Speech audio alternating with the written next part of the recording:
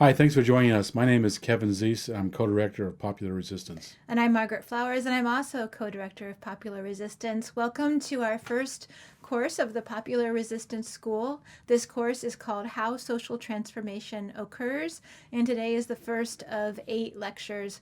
This one is entitled Powerholders versus Popular Power or People Power. And Popular Resistance is an organization that grew out of the Occupy movement. It's a movement news and mobilization website. We report what's happening on the movement and issues around the movement that aren't covered very often by the commercial media. And so we also try to mobilize people on various campaigns. If you go to popularresistance.org, you can see the news on the front page, and on the right-hand side, see the various campaigns that we're directly involved in, and we get involved in other campaigns not listed there as well. And the reason that we put together the Popular Resistance School is that over the past year or so, we've been hearing from a lot of activists that they're activated, they're ready, they want change, but they're not really sure how change occurs or what they should be doing. And so we thought we could bring this series of courses to you to share with you some of the information that we've learned over the years, some of our experiences, and also hear from you because there's a lot of wisdom out there. And so we'll share with you kind of what we know and our experience, but we also look forward to hearing what you have to share with us as well. This series of classes is going to be about how movements grow, how they develop, how they win, and the various roles that people can play in movements. And we are, while this is something that's not taught in schools or discussed much in the media, there is a lot of information about what makes movements more likely to succeed. And this is based on really hundreds of years of people watching what's gone on throughout history, where movements have had transformational success and where they failed. And so we're trying to give you an idea of what makes it more likely to succeed. Now we know this is not like baking a cake. There's not a guaranteed recipe here. So many different variables. There's obviously an opposition to the progressive social movement that's going to push back against us. So things are not predictable. And human behavior and human development is evolutionary. And so it's not like A leads to B leads to C leads to D. There could be jumps in there, there could be setbacks in there. And what we try to give you at these classes is the best research on what makes movements more likely to succeed, and so how we can then develop our own strategies for specific issues that we're working on. Okay, let's start out by going over a little bit of what we're going to be talking about today. And so by the end of this lecture, we hope that you'll be able to define some basic terms like oligarchy, plutocracy, democracy, and what a social movement is. And we're also going to discuss two models of power and how change occurs in countries. This top-down model, a power elite model, and the bottom-up model of the people power model.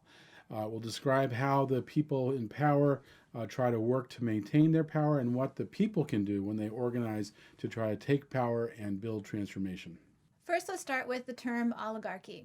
The United States has been determined to be an oligarchy, and oli means few, and then garchy means rule. So it's the rule by a few people, and it tends to be people who have power, like those who are in positions of power, as well as those who are wealthy. And typically in countries, oligarchies tend to run in families and be passed down from one to the other. And it's interesting if you look over the past few decades in the United States how we do have some families that tend to be dominating our political scene. And then plutocracy, Pluto means wealth, and crassy means power. And so a plutocracy is really just means that it's the power of the wealthy. Okay, when it comes to social movements, the idea is to have people having power. And that means that we run a real democracy. Demos is the people, ocracy is the power. So democracy is people power. It's a form of government where the people are the ones who make the decisions. And there's a real need for a real democracy in the United States. As we'll see, we don't really have an effective democracy in this country. A social movement is people working together in collectives, collective action by a group of people who are educated about issues, who are aware of what the issue is about, and who are mobilizing over years and over decades. It's not a short-term one protest solves the problem. It's a multi-year effort of people getting organized and mobilized in order to create social change, to bring their grievances out to the government, and to put in place real social values that people share. We'll get into what those social values are. So, first off, we have some studies that show us that the United States is not a democracy, even though that's one of the myths that are there. And a study that came out a few years ago, you may be familiar with, from Gillens and Page, Martin Gillens and Benjamin Page, looked at 20 years of public policies in the United States that were put forward by Congress, and they looked at how much does the public's support for these policies matter versus how much the wealthy support these matters. And you'll see in the slide that we show on the left-hand side is a graph that has a straight line, and that shows you so at the bottom is the percentage of people that support that policy. From 0 to 100%, moving to the right. And you'll see that no matter how much the public does or doesn't support a policy, it literally makes no difference. That black line, which shows how likely it is that Congress would pass that policy, doesn't change, no matter what the public level of support is. If you look on the chart at the right, this is how much the wealthy people support a policy. So again, going from 0% support to 100% support as we move to the right. And you can see that that line is more of a sloped line, so that if those who are, the wealthy don't support it, it has very little chance of being passed in Congress. But the more support there is among the wealthy for a policy, the more likely it is to be passed. So that's really literally by and for the wealthy. So the researchers basically conclude that looking at all these years of public policy, they see that we are a country ruled by economic elites. In other words, the United States is a plutocracy. Right. What's interesting about this chart, this chart shows you the responsiveness in the Senate to various income groups. The tall lines are the lines of the wealthy. Now you look at this chart and you say, I wonder which one of those are Democrat Senates and which one are Republican Senates. You really can't tell the difference. In all the charts, you can see the poor, which is the group on the left of these three bars. Their power doesn't change. The middle class in the middle, their power doesn't change, and the wealthy consistently do well. They're always the group that has the most impact and the most responsiveness from the U.S. Senate. This study by Thomas Hayes looked at 5 sessions of Congress. Congressional sessions last 2 years. And the first 3 on the left were sessions where the Republicans were in control of both the presidency and the Congress. And then on the 2 bars on the right, the Democrats took control, and then the final bar was, solely under President Obama's administration. And they found that actually when the Republicans were in control, they tended to sometimes be more responsive to the interests of the, middle class. They found that when the Democrats were in control, they were even more likely to be responsive to the interests of the wealthy. And this is kind of something that we've experienced over our, many years of activism. When the Democrats are not in power, as it is right now with our current Congress in 2018, they are trying to regain power. And so they have to appear to be serving the interests of the population, the people that are going to vote for them. And so you'll see that when Democrats are not in power, they're much more outspoken against sometimes wars, but most likely on for healthcare. On economic or domestic types of policies like education and healthcare and jobs and things like that. But once they get into power, they want to maintain that power, and they know that their campaigns are funded by the wealthy interests. The leaders of both the House and the Senate for the Democrats, Chuck Schumer in the Senate is known as essentially a Wall Street senator. He represents New York. He raises major big money from Wall Street, and he provides that to senators running for office and for the Democratic Party. Nancy Pelosi also is a major fundraiser from San Francisco, and she also gets her money from wealthy business interests. And so when they're out of power, they can play to the masses and try to say, elect us and we'll provide for your needs. When they're in power, they have to show their loyalty to who funds them and who puts them. Because remember, we are not a democracy. We are a plutocracy. And so that means that the economic elites rule. As you can see from these bars, no matter which party controls the Senate, the economic elites rule. Okay, let's start off with two models of power. And so one model believes, it's called the power elite model, and it believes that the elites, through their control of the governing bodies, of institutions, of their ability to pass laws, they control, that they're the ones that have the greatest power. They're the ones who are in control. And so under this type of model, if you believe it is that the elites that have all the power, then as a person, when you're trying to affect change, your target is those elites. You're trying to appeal to them to try to get them to change their mind, or you might be able to replace them if you have functioning elections and you can vote them out of office. And it kind of, under this model, the types of activities that most people engage in to try to change things is through lobbying, electoral work, and sometimes using the courts. I just want to add one point about the power elites. It's not just those who are elected. As we said, this is a plutocracy. So the people who are behind the elected officials, those are the power elite. And among those groups are the mass corporate media. The power elites control the institutions that create the myths, that create the social norms of the society. And so by controlling the media, they control the story. Of course, that gets fought back by a people's media, which we can talk about later. But the commercial media is part of the myth-creating entity that creates power for the power elites. All right, so this slide gives you an image of how the power elite model works. You can see that the black triangle at the top, the small triangle at the top, those are the power holders. Those are the elected officials, the big business interests, the big media interests, the people who control the power elite. You could even include in that the military, the security state, the police. They're all part of the power elite model. And you can see the arrow on the left shows how power flows from them down toward the people and how they control laws, myths and norms, and institutions. One of the things that the power elite's major goal is to keep their power. They profit from the status quo. They don't want the status quo to change. Even though we know, for example, that oil and gas are destroying the environment, creating air pollution and water pollution, and creating the climate crisis, they don't want to change that. They will fight to protect that status quo. They're not going to allow solar, wind, geothermal, the new energy economy, energy efficiency to take change. They're going to fight to keep that model. Now, when the power holders are threatened, if the people organize and put pressure on the system, the power holders have to fight to protect that status quo. There was an era back in the early 1970s. At the end of the 60s generation was a very active generation of people power. And in the early 1970s, when President Nixon was president, he put in place, for example, the National Environmental Policy Act in 1970. He put in place the Environmental Protection Agency in 1970. There were 1 million people who were protesting on Earth Day, more than 1 million people on Earth Day in 1970.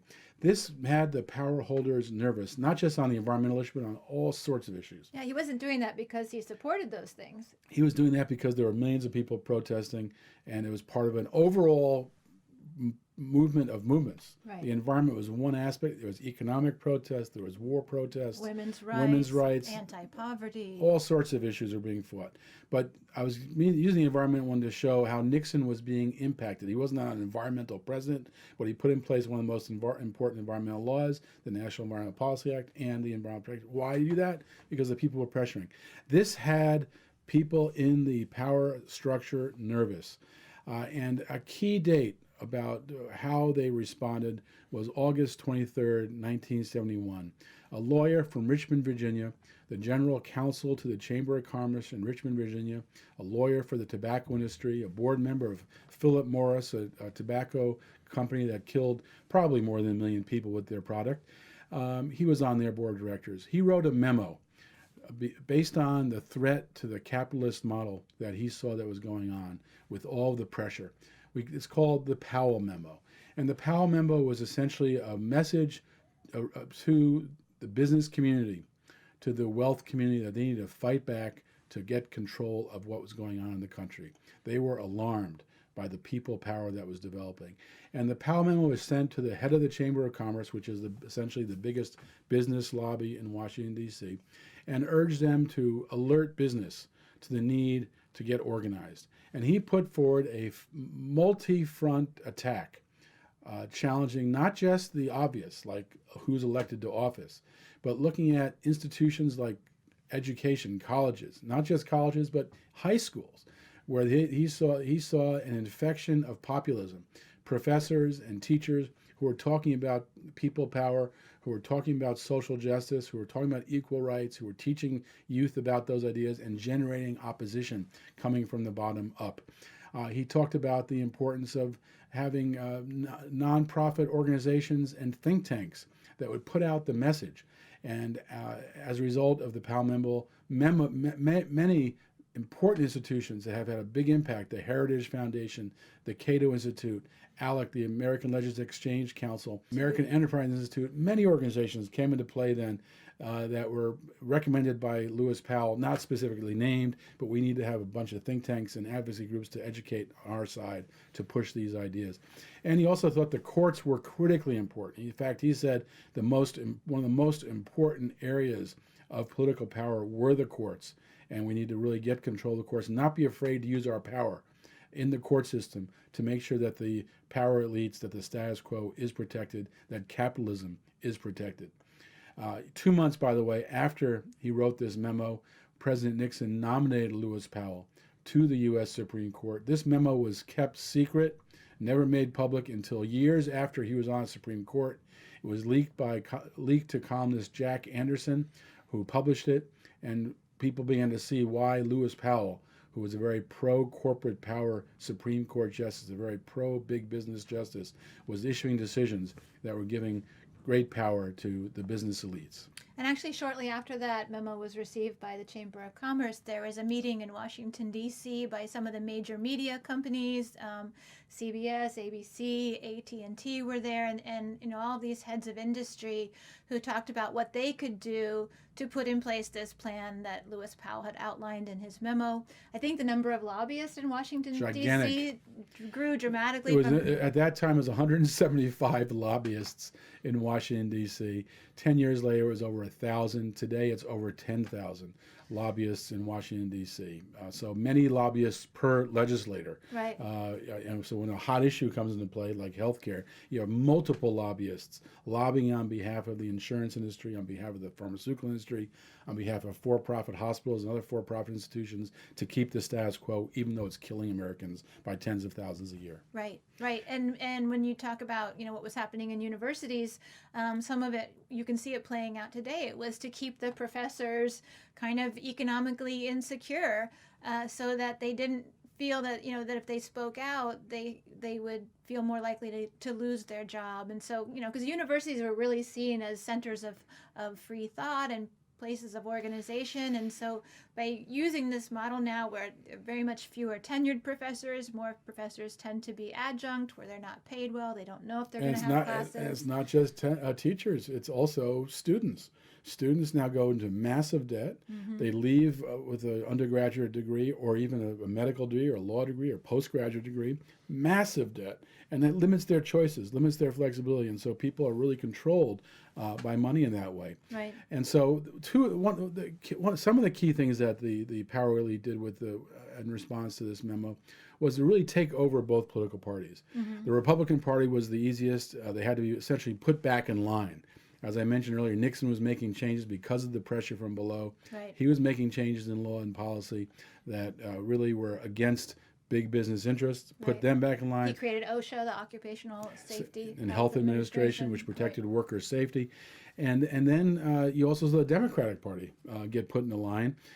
Congressman Tony Coelho from California recognized that the Republicans should be all getting all this big business money. We should be getting some too, he thought, of the Democrats. Yeah. And the Democrats also began to be taken in by the money of big business. And so now we have essentially two political parties that represent the interests of Wall Street, war, big business, Walmart, big boxes. That's who the two parties represent. And as we saw in the earlier slides, that's why we are no longer a democracy, but a oligarchy and controlled by the wealthy. Right, and so under this model, this power elite model, where people think that the way that we can change things is by using elections.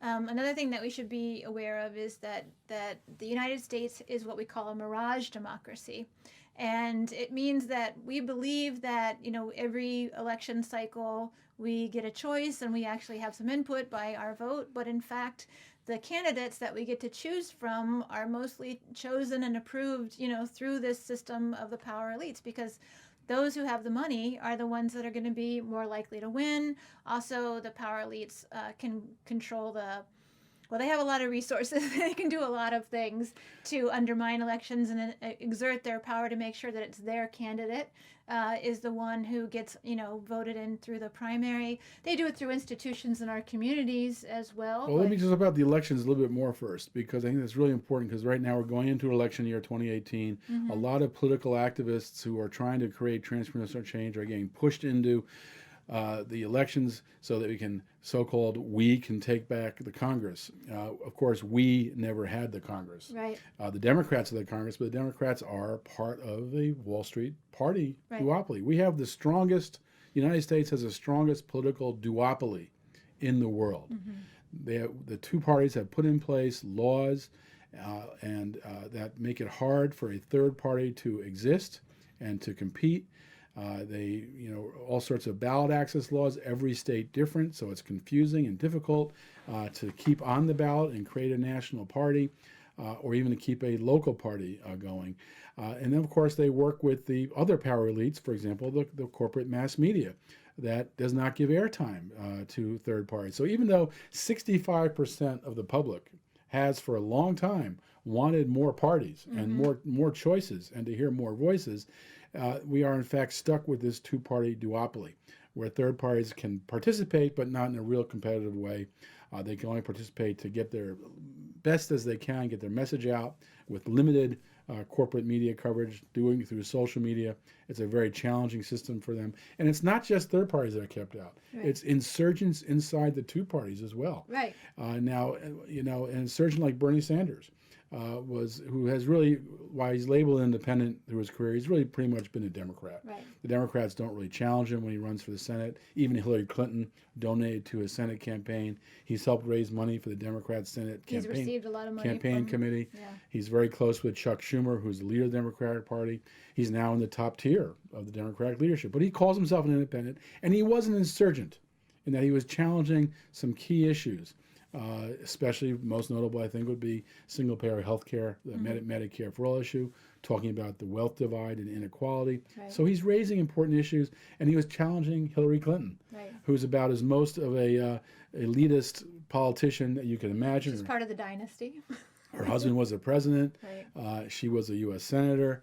And she and Secretary of State, and has received a lot of money from big businesses for their foundation and for her campaign. She raised massive amounts of money from big business interests. So she was certainly the elite candidate that represented the big business interests, the militarist interests, the status quo. And Sanders was an insurgent. Right. But even in that kind of a challenge, the duopoly controls inside its own parties. Right. So no insurgent can win. Now, Donald Trump is also an insurgent, although he's pretty much governing like a Republican. There's nothing that he's doing that's so outrageous. But he was an insurgent in his rhetoric, but he was also a billionaire with name recognition because he had a TV show, or more than one TV show. And so he was able to be an insurgent, well-funded insurgent, self-funded as well as supported by big business interests, and was able to challenge the leadership, the power, the elites in the Republican Party. But of course, the Republican Party now works very closely with him. He is a Republican Party member and leader, and pretty much his agenda is the traditional Republican agenda of low taxes for the wealthy, low regulation on business, very little environmental protection, big money for military. These are all the same policies that you always get. Right. Privatization of infrastructure. From the power elites who control the plutocracy. So there was recently a study that was done by the Harvard Business School on our political system, and the conclusion of that study was that we have a very entrenched political system. That basically their conclusion was that the two-party system fails. for people, and that at this point, given the way that the system operates, it doesn't matter who gets elected into that system because the system is broken and it's in control. So as we see when we go through these 8 classes, we'll describe how political power develops for the people. The electoral system is not the strongest place for us to be battling. Our goal needs to be change the political culture and educate people in a mass way so that transformative change becomes inevitable. right. So let's talk about the second model of power, and that's the people power model.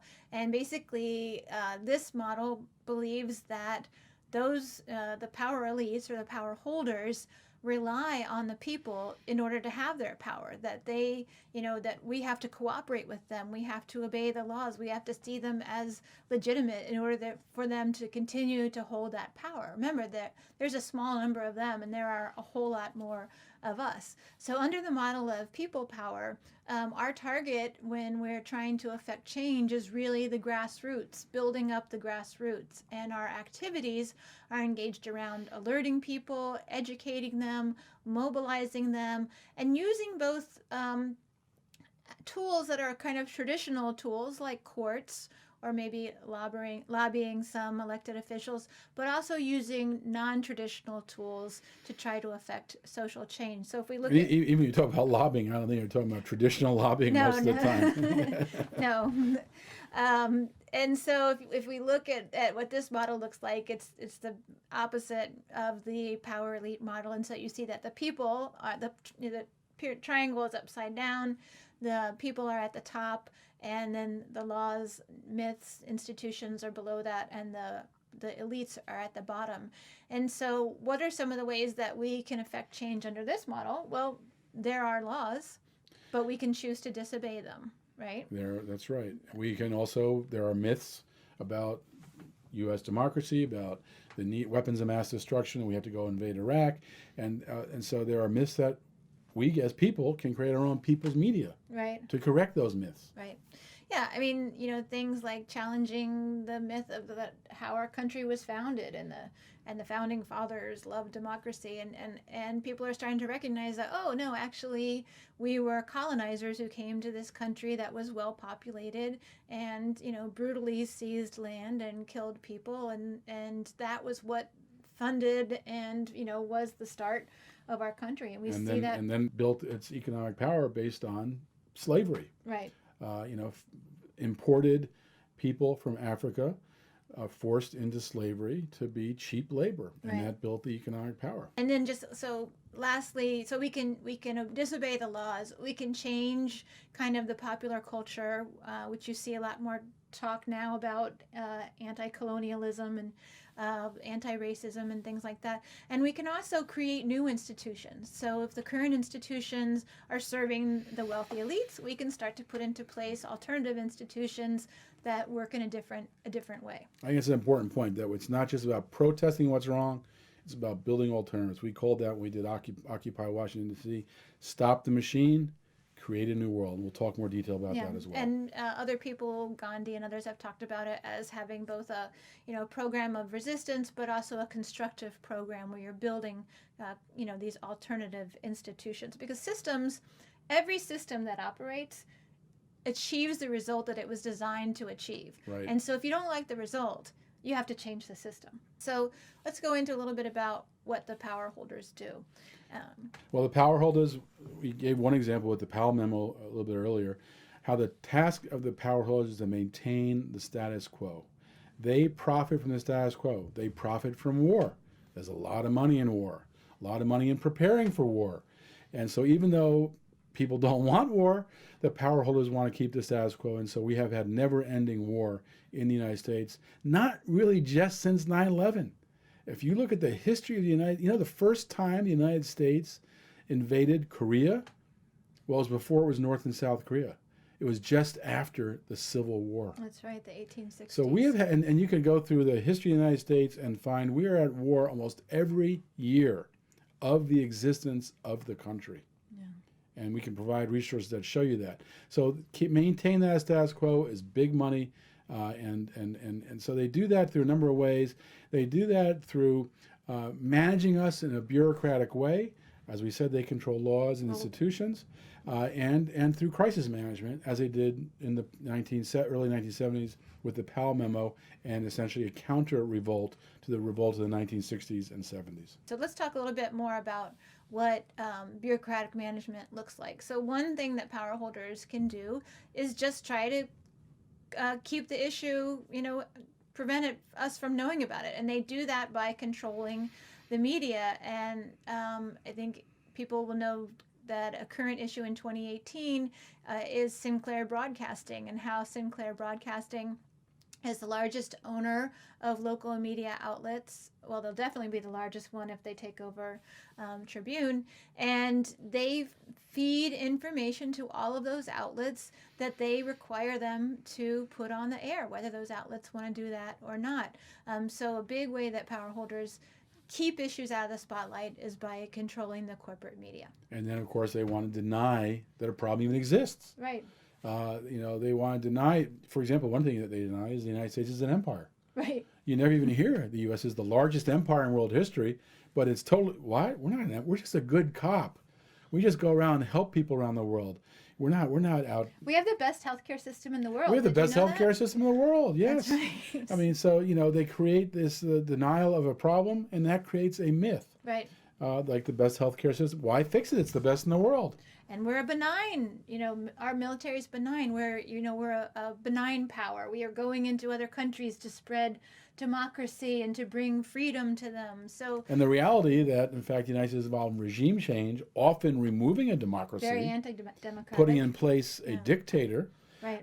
Is the usual regime change in the United States. A dictator who will work with U.S. corporate interests. Some call those puppets. And so that's a reality that we have to try to let people see. And so, a lot of our job is to prove the truth. Yeah. To overcome these social myths, because in order to bureaucratically manage the status quo, they're denying reality. And then finally, if those things don't work, trying to keep it out of the spotlight or create these myths, then they can create threats. So the people talk about a universal health care, a single payer healthcare system. Then you start hearing, well, that's socialism. Socialism is coming to our country, and under socialism, the government is going to control everything, and it's going to be terrible because nobody's going to be able to get what they need. So or we have to have bases in all of these countries all over the world because of terrorism, and now we're fighting against terrorism. And of course, there's Russia. We've had the whole Cold War with Russia. Russia went through the whole McCarthyite period with Russia in the 50s, and now we have Russiagate. When there's any talk at all by President Trump talking about any kind of negotiation with Russia, Russiagate, right. Where, and that's the fear. Or now the other one is North Korea. Right. North Korea could attack us with a nuclear weapon. It could hit any part of the United States with a nuclear weapon. Right. This is all exaggerated threats, exaggerated fears, but fear is a great way to manage the people, prevent people from taking action and organizing. Right. And so then if people become aware of these things and start to get active on them, then the power holders go into crisis management, or the power elites go into crisis management. And this is how they try to minimize the issue or distract people away from it, or look like they're trying to take action on the issue. So one thing is related to the last period is creating, justification myths. We have to attack Iraq because they have weapons of mass destruction. We have to attack North Korea because they have nuclear weapons. We have to stay in Syria because Assad is so evil. We have to get those mullahs in Iran. We've got to withdraw from the nuclear agreement because they're lying to us. They're Right. threatening us all over the place. We have to bail out the banks to the tune of trillions of dollars, because otherwise the whole economy is going to crash. They can also create demons, reawaken demons. They can create trigger events that justify the actions that they're taking.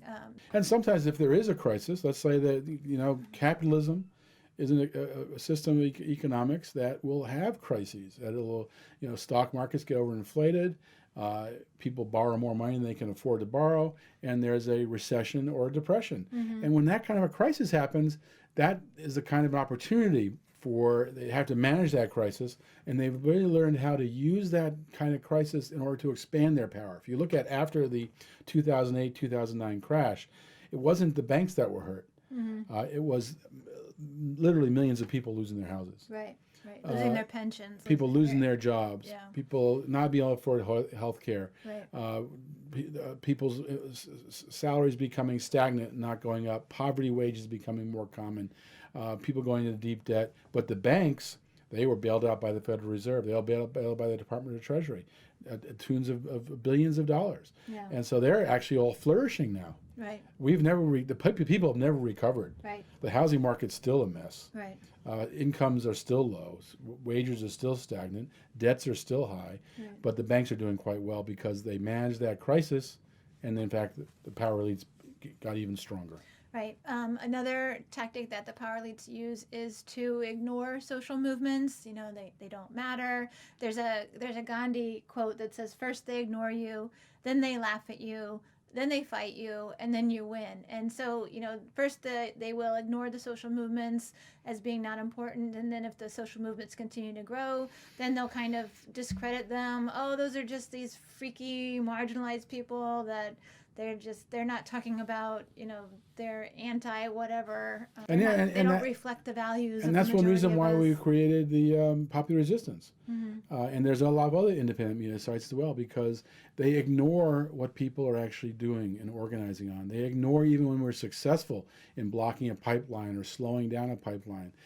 They ignore all sorts of activities that people take in order to get their message out, to show others that there is a problem in the economy, there is a problem in the healthcare, there is a problem in mass debt for college students, high tuitions. These are real problems, Right. and people are organizing to deal with them. But their first tactic is ignore us, maybe we'll go away. Right, and there are, I'm thinking of some groups that actually analyze this and study this, and so Project Censored out of California looks at what information is being censored in our media, fairness and accuracy in reporting. Also does articles looking at how the media is portraying things, and distraction is a big one. It's if you wonder why suddenly these big stories blow up about minor, things that don't really have a huge impact on us, but all the media is suddenly talking about them. It's to distract people away from talking about the real issues. And if something like WikiLeaks comes forward, Right. and develops a technology where people can anonymously leak government documents, and then that can be shared with media outlets and publicized, that becomes a real threat. Right. And you saw what happened to Julian Assange with those charges in Sweden. Initially, the prosecutor said there was no rape. Then a politicized prosecutor said, well, there is a rape, and we've never heard from the witnesses.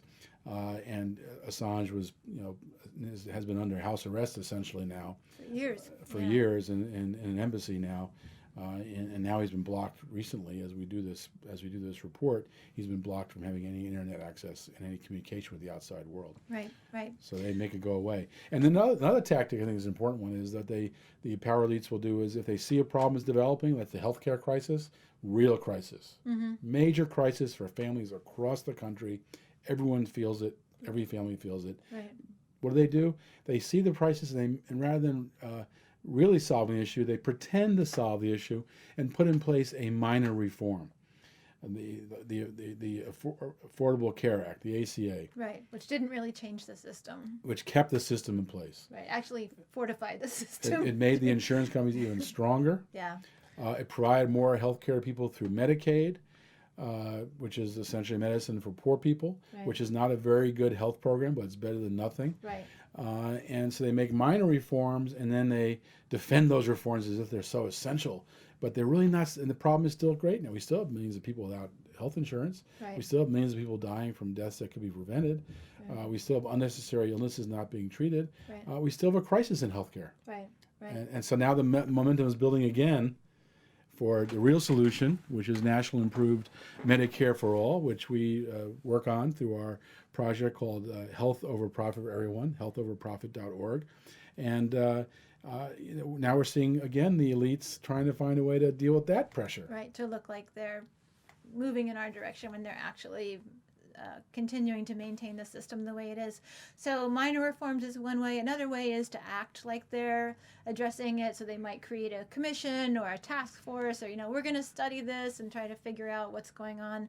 And then the final way that the power elites work is just to co-opt the opposition, Yes. to kind of take it over. And we see this going on right now with this, so-called resistance movement that the Democrats are very largely involved in. Including some former Hillary Clinton staffers, the most elite candidate we've had in history. Now they're leading the resistance. Now they are the resistance, that's right. Yeah, but you also see the Democratic Party throughout history has been expert at co-opting movements. They pull the movement into their party and essentially destroy it. This is most obvious with labor. The labor unions were very growing in power in the 20s and the 30s and fighting aggressively for worker rights. In the 1930s, with FDR in power, they decided to work with the Democratic Party, and ever since then, it's been downhill for workers. Labor movements they represent about 40% of the workers in those days. Now it's down to about 10%. Yeah. And the unions that remain are often business unions that seem to work with business to try to keep labor strife down, as opposed to really encouraging workers to stand up and fight for their rights. We've seen very stagnant rate. I mean, unions can be very important. Right. They've Well, done they should be. They should be very, and some unions do great work. Right. But there also are some unions that don't. Right. And we saw these recent teacher strikes. Right. The West Virginia teachers unions had a deal, and they thought that would solve the problem. And the teachers said, no, that's not good enough. And they went on a wildcat strike, Right. an illegal strike. Right. And we're seeing that in other parts of the country as well, with teachers saying, no, the union's not doing enough for us. So there's an interesting issue there, but it shows the Democrat Party absorbed the unions, absorbed the worker rights movement, and in the end, I think, has weakened that movement a great deal. And it's hard to find a movement they haven't done that to. They're very adept at that. You saw it with the civil rights movement. Right. Dr. Martin Luther King would never support either a Democrat or Republican. And now we see many people from the civil rights community who join the Democratic Party, get elected as Democrats, and as Black Agenda Report describes them, they become misleaders. Right. They lead on behalf of the elites in cities rather than on behalf of the people who are the poor, disadvantaged, mistreated people, based on race and based on income, mistreated people are not represented anymore. Yeah. And so they've absorbed the civil rights movement and it's essentially destroyed it. There's two kinds of policies that, this comes from Bill Moyer. He has a book called Doing Democracy. Bill Moyer was an activist, came out of the civil rights movement and then was very active in the anti-nuclear movement and died in 2002. But he talks about two kinds of policies that exist. And one is called the official policy, and that's what the lawmakers tell you the policy is. So the Affordable Care Act when that was passed, lawmakers from Congress said this is going to make healthcare affordable, guaranteed, universal. That was the official policy. Then you have what's called the operative policy, and that's what the policy actually is designed to do. And so if you look at the Affordable Care Act, it was not actually designed to be universal. It didn't actually include everybody. It didn't say everybody automatically has health coverage. It allowed people to purchase health coverage. It was not affordable, even though we put every year we spend hundreds of billions of taxpayer dollars to subsidize the purchase of private health insurance. We still have almost 30 million people who still can't afford to get health insurance. So that's the and those that have health insurance have lousy health insurance. They have high deductibles. They have high co-pays. Narrow networks. Narrow networks where it's hard to find a health professional that's covered in your plan. And so if you don't find one covered in your plan, you have to pay for the care. So that's the operative. So the official is what the power elites say it is. The operative policy is how it actually functions. We see this a lot in almost every issue. Yeah. The education issue is a great example. Oh boy, yeah. I mean, where they Every Student Succeeds Act. Every student succeeds. No child left behind. That's right. And charter schools. They starve the education budget, so schools can't provide have enough resources to provide sufficient educational materials and well-funded teachers and adequate schools class sizes. They starve that, especially in urban areas where they have low property tax bases that are not wealthy tax bases, and so then everyone's desperate. My kid's not getting education. Then they offer the charter school, which is essentially a privatized corporate school that also gets funding from the government. You see that at the university levels too, where public universities are really starved for funding, Yep. and then they end up allowing the Koch brothers to come in or the oil industry to come in and set up departments in their school so that they can have those. And so people are miseducated. Rather than learning energy policy, they learn oil policy. Right. Rather than learning health care, they learn insurance care. Rather than learning, more progressive forms of economics, they learn free market neoliberal economics. Let's next go to what social movements can do. So the social movement needs to uphold the values that people really hold and that the power holders are violating. The power holders don't openly violate them, but they are in fact violating them. This goes back to that operative reality versus what they claim they're doing. And so the values that we're trying to uphold are social values that everyone supports, the values of community, values of equal justice under law, equality, of freedom of speech. And sustainability, clean environment, clean air, water. These are all values people want. And of course, the power holders are violating those values.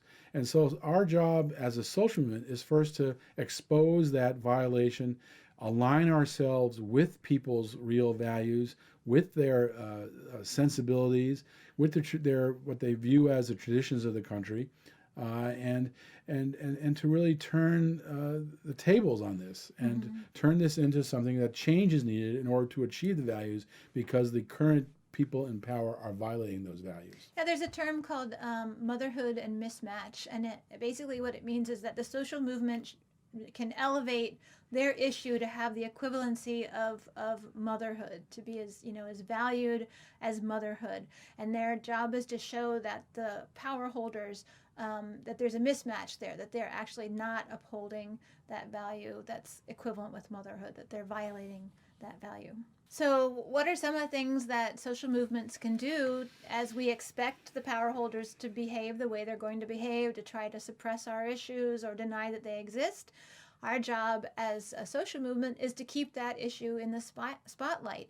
And how do you do that when the media is suppressing the issue or putting out alternative myths and information?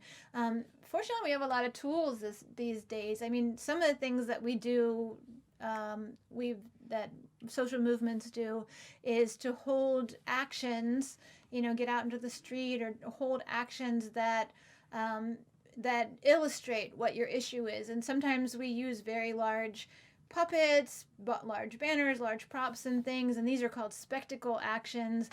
They get attention, or it could be the way that people do it. Activists and Bree Newsom was that in North Carolina when she climbed up the flagpole and grabbed down the Confederate flag. That was a very dramatic action that she did to get attention for the issue. Now we have a lot of independent media and people's media. We have social media that people can use. So our job is just to keep that issue out there in the spotlight. And I think that just to emphasize that people's media aspect for a second, because that's so important. We really do have these tools now, and they're trying to shut them down, of course. But even if you do a protest and have very clear messaging just on your T-shirts, you're getting arrested and you have a T-shirt with your message on your back and you're handcuffed in your back. Yeah, always do the front and the back. always, yeah. And so when you get that one photo taken, that is an incredible tool for social media. And then if you get the social media to cover something, it can often shame the corporate media into covering it. Because one of the biggest problems the corporate media has is their credibility is going down. People don't trust them. Right. They're not going to report the news. They're not going to tell people what's going on. And the more that we in our work use our own people power media to get the message out, it kind of forces the corporate media to cover the issues. And there are opportunities that once you get that spotlight protest, how you carry that through. I mean, it's There are many different paths, many different choices along the road, but one choice is to take a case to court and to draw attention to it. I mean, I know when I was doing the marijuana issue in the early 1980s during the Reagan and first Bush era, they would not consider medical marijuana. We could not, and people thought it was a joke. They didn't think it was serious. And one of the things that happened in that to help to move that forward was patients started to stand up and demand medical marijuana. They would go to the government to try to get medical marijuana. They'd be denied. They would go to their doctor to try to get it. They'd be denied. And so some patients were said, well, I'm just going to grow marijuana myself and have it. And these patients were patients who had serious medical needs, going blind because of glaucoma, unable to get out of bed, or having serious muscle spasms because of multiple sclerosis, and severe nausea from cancer chemotherapy and radiation therapy. And there were not adequate medicines for any of these things. Right. And these patients were using this. Right. Some of these patients went to court and used a medical necessity defense. Right. And so their case became a way to keep the issue in the spotlight. Right. The media covers the case. The media gets the story of the glaucoma patient, the MS patient, describes their suffering, describes how marijuana works, and people learn that in fact marijuana is not just a joke. Right. Marijuana is not just a front for legalization for Medical adults, marijuana. Yeah. but it's a real medical need for seriously ill people. Right. And that just like put it in the spotlight. And that has that was one of the keys to transitioning. Well, you were active on this issue, and at that time, which was the very early 80s, was a time of just say no, and public opinion was very much against, swayed against drugs, and this really started to shift that. Now, of course, we have majority support for now that in those days, decriminalization. in those days, there was like less than 10% support of medical marijuana, less than 15% support of legal marijuana. Now we're at 85% support for medical marijuana, Right. and even in conservative deep red states, there's deep support for medical marijuana, and there's majority support for illegal adult use for marijuana. And that is a long-term social movement, changing public opinion, and people learning from that experience. So keeping the issue in the spotlight, countering the myths that are put out there, eliminating the threats by showing that these things are not scary, that they work. And then organizing and mobilizing people. I think of during our early days in fighting the Trans-Pacific Partnership, a huge trade agreement that President Obama was negotiating in secret. The media wasn't covering it. A lot of people didn't know about it. And so we and others were speaking about it, writing about it. People were doing teach-ins in their communities. They were doing high visibility actions at highly trafficked areas, like banners on highway overpasses during rush hour, going to transit centers at busy times, and just really spreading the word. And so then, breaking through the barrier of the corporate media that would not cover this. Right, and then organizing. Even people in the corporate media didn't know about it. Yeah, and then organizing people in their communities to take action in a variety of ways. Another couple of points that we want to hit on is that another role of the social movement is not to compromise too soon. And we can't emphasize this enough, because basically every social movement throughout history has been told that they were asking for too much. And the power holders tell, you're asking for too much, you can't have that, but we'll give you this. And Gandhi had a quote that I like to use. He said, you can't compromise on fundamentals because it's all give and no take. And so we have to understand where is that line where we can't compromise, because then we're not achieving our goal. We're not getting the fundamental change that we need. We're not solving the actual problem. Social movements have a responsibility to support grassroots action and encourage and amplify and uplift grassroots activists. And I think it's important for activists to understand that you don't know what's going to work when it comes to a grassroots action. And sometimes something that's not worked in the past at a different time will work. Mm-hmm. And so you need to be supportive of people. Of course, talk about past failures or past experiences so you can do it better the next time, but not be afraid to try things and support tactics that you're unsure of. There's an insecurity in that. We shouldn't be afraid of taking that step and knowing we're trying to take a step forward, and we'll see how far the step goes. We can't predict that. And so you have to support grassroots actions and make them as successful as possible. Right.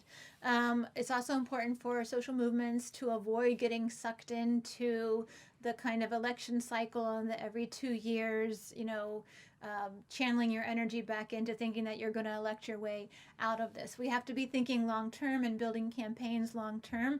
And when we're focusing our work on electoral work, we're not focusing our work on what we need to be doing to educate, organize, and mobilize people around our issue. And finally, we should reject co-option. We mentioned how the Democratic Party is expert at co-opting us, and how the system is expert at co-opting, and we have to reject being co-opted and stay strong. We were doing Occupy, for example. One of the efforts that came at us was efforts by Democrats to say, this is the Tea Party Democrat version. All these people will be running as Democrats. Right. After it's successful, Van Jones was going to Occupies and trying to convince us all to be Democrats and plan to run for Congress as Democrats. He went on TV and he was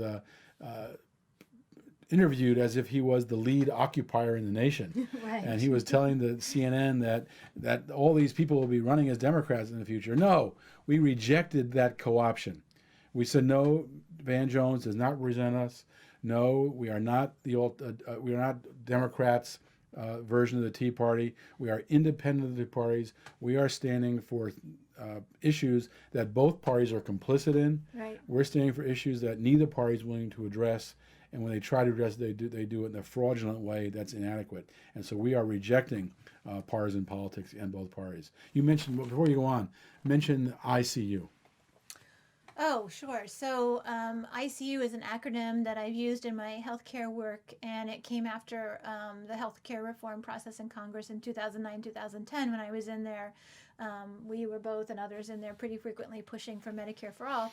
And it's kind of the three lessons that I took away from Now, that. ICU usually stands for intensive care unit. Right. So it works in this issue where we can say our healthcare system is in crisis and we need the ICU, but it's really applicable to any issue because all of our issues face the same obstacles. They face this plutocratic government, this entrenched system that has a lot of resources to try to, to protect the status quo. But anyway, the I stands for independent. And it means that we need to be independent of political parties when we're talking about our issue, when we're organizing around our issue. We should not tie our agenda to a political party or the fate of our issue to the fate of that political party. So it's real important to stay independent, be willing to push on whoever is in power for our issue. The C stands for clarity, and that means understanding our issue, what's going to solve the problem and what's not going to solve the problem, because you'll see a lot of false solutions presented by the power holders to say, oh, well, this is the way that we're going to solve that problem. And you have to recognize, does that actually change our system fundamentally, or does it just maintain this status quo system? So being really clear about what works, what doesn't. And then finally is the U stands for uncompromising. And as I said before, that means really understanding that when the power holders tell us that we're asking for too much, they try to force us to compromise. They're trying to take our power away from us, and we can't let go of that power. We have to hold on to our issue and continue to fight for what it is that we need. So I think that's everything that we wanted to talk about today in this first lecture. In our next lecture, we're going to talk about kind of how social movements grow and build power.